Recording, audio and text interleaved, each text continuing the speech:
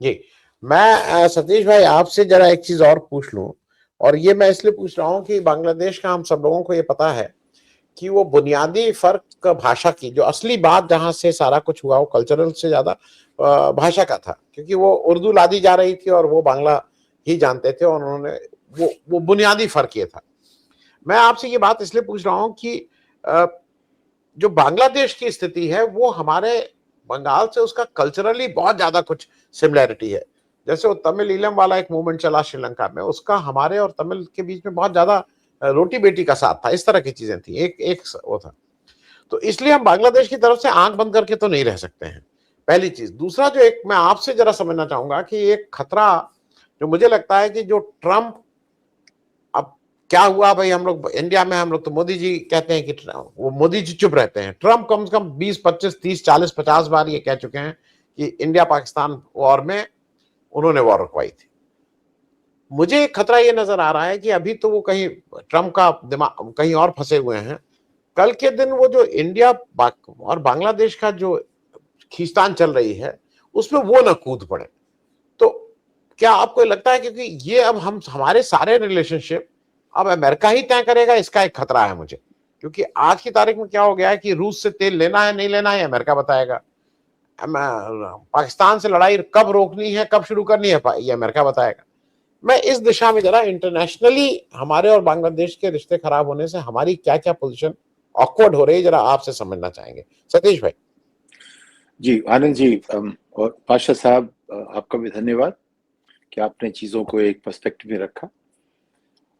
देखिए, मुझे लगता है कि नरेंद्र मोदी की जो विदेश नीति है वो कंसिस्टेंट है। जैसा उन्होंने अमेरिका में किया वैसा ही बांग्लादेश में हुआ, वैसे हर देश में हो रहा है। वो क्या क्या उन्होंने चीज समझने के बजाय एक पक्ष में जुड़ गए आप। डिप्लोमेसी क्या होती है? डिप्लोमेसी में हम सबके साथ रहते हैं और चीज़ों को एसेस करते हैं। हर स्थिति में ऐसा कुछ करते हैं कि अगर चीज़ें बदलें तो हमें पिवट करने मुश्किल ना हो, नया रास्ता ढूंढने में। भारत ने पिछले 2009 से 2024 तक बांग्लादेश में जो किया वो सिर्फ एक ही पार्टी के साथ रह के बाकी को छोड़ दिया उन्होंने, उनको भूल गए। तो वहां के अंदरूनी पॉलिटिक्स में आपने दखलंदाजी इस तरह की जो कि आपने अमेरिका में भी की कि ट्रंप अब की बार ट्रंप सरकार जो आपकी जो, और फिर आप इंग्लैंड में चले गए वो करने के लिए, वहां भी आपने वही किया। तो भारत की जो एक इंटरफेयरिंग पॉलिसी हो गई है जिसमें एक तो ये कि हम महान हैं, हम विश्वगुरु हैं, हम तमाम बातें हम जानते हैं और हम चौथी विश्व व्यवस्था बन गए, अर्थव्यवस्था बन गए हैं। ये सारी बातें लोगों के गले नहीं उतरती हैं। तमाम देश जो हैं आपको देखते, अभी मैंने बात की किसी से नेपाल के बारे में, उन्होंने कहा कि जो हमको जो आदेश दिया गया था कि नेपाल जाओ, उनको तमाम उनको समझाओ धमकाओ, तुम जो हो भेड़ बकरी हो तो हम कुचल देंगे। अगर इस तरह की बातें आप करोगे किसी भी देश से तो क्या होगा?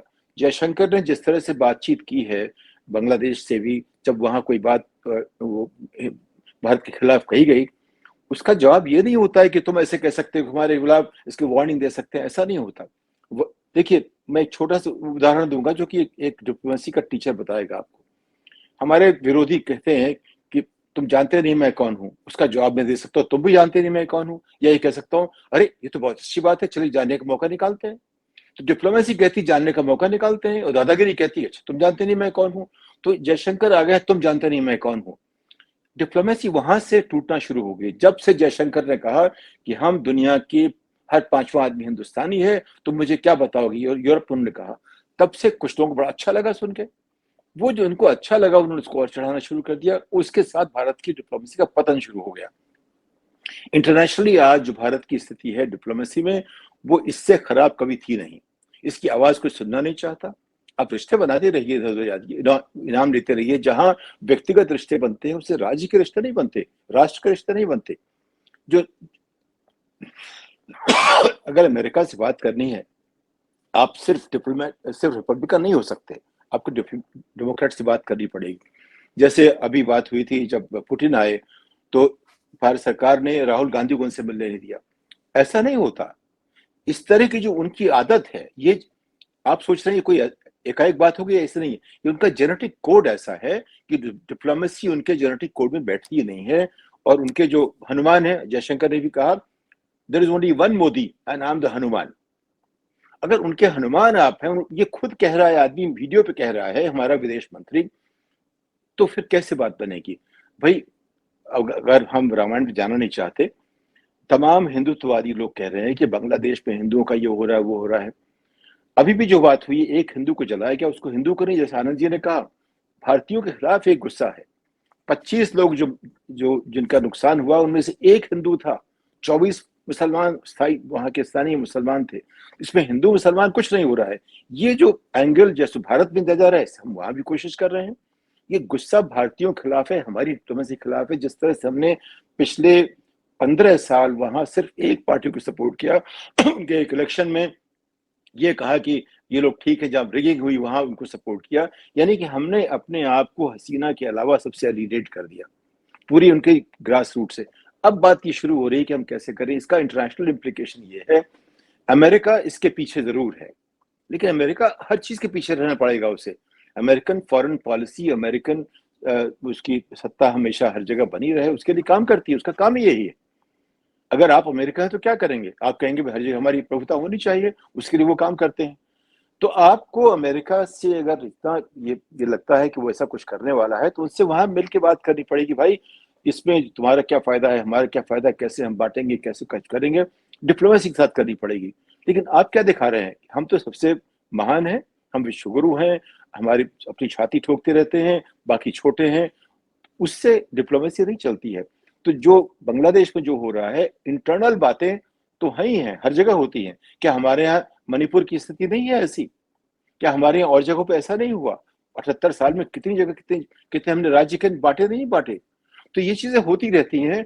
और बंगाल जो बांग्लादेश बहुत बड़ा देश है। अभी ये देखिए, ढाका की आबादी कितनी है?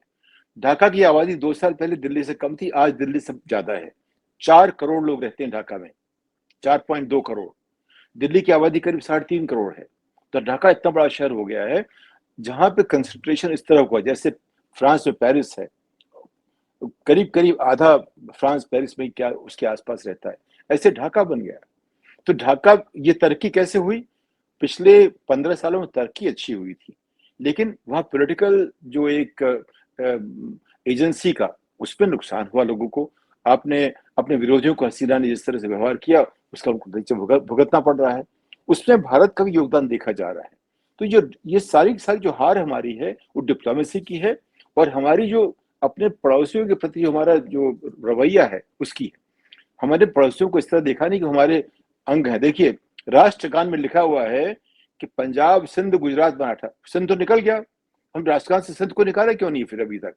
या तो जाके हम शरण ले लें या राष्ट्रगान से निकाल दें, ऐसा हमने नहीं किया। तो एक तो उम्मीद रहती है हमें जोड़ने की, वो काम हमने नहीं किया। हमको चाहिए था कि हम सब लोग ऐसे रहें कि भाई हम बड़े भाई नहीं है तुम्हारे, मतलब भाई है, ठीक है, बड़े थे तो क्या हुआ, लेकिन मिलके तो रहे। हमने कहीं भी ऐसी कोशिश नहीं की। मालदीव तक हमसे अलग तरह से पेश आता है। श्रीलंका की हालत देख लिया आपने, श्रीलंका, बांग्लादेश, नेपाल। क्या ऐसा देश में हो सकता है? देश में हो रहा है जगह जगह, उसकी आवाज आती नहीं है, उसको हम दबा रहे हैं। लेकिन हर जगह ये क्यों हो रहा है? क्योंकि हमारा रवैया ऐसा है, हमारा सोचने ढंग ऐसा है। हम महान है, हिंदुत्व महान है, इससे जो है ना हमारी लोकल राजनीति, जो स्थानीय राजनीति का सुधार होगा, ना हमारा इंटरनेशनल जो हमारी पोजीशनिंग वो अच्छी हो रही है। जितना हमारा ह्रास हुआ है रेपुटेशन का, क्रेडिबिलिटी का पिछले 10 साल में, उतना पहले 70 साल 60 साल नहीं हुआ था। उसकी वजह ही कि हमने हिंदुत्व को प्रदान कर दिया। पहले हमारे पास आइडियल्स थे जिनकी दुनिया तारीफ करती थी, हमारे पास आइडियल्स नहीं रह गए। हम बिगटेड माने जाते हैं, हम एक मेजॉरिटी देश माने जाते हैं। तो इन सब को जो है, जो जो बेसिक जो हमारा डीएनए है, उससे हम अलग होकर काम कर रहे हैं देश की तरह। क्योंकि एक ऐसी पार्टी है जो चला रही है शासन, जो एक तरफा जाना चाहती है, उससे डिप्लोमेसी का नुकसान हो रहा है, उससे देश का नुकसान हो रहा है। वो तब मालूम पड़ेगा जब हम इसका दोबारा एवेल्युएशन करें किसी दूसरी पार्टी के तहत कि हमने कितना नुकसान झेला इन पिछले 10-12 सालों में। आनंद जी।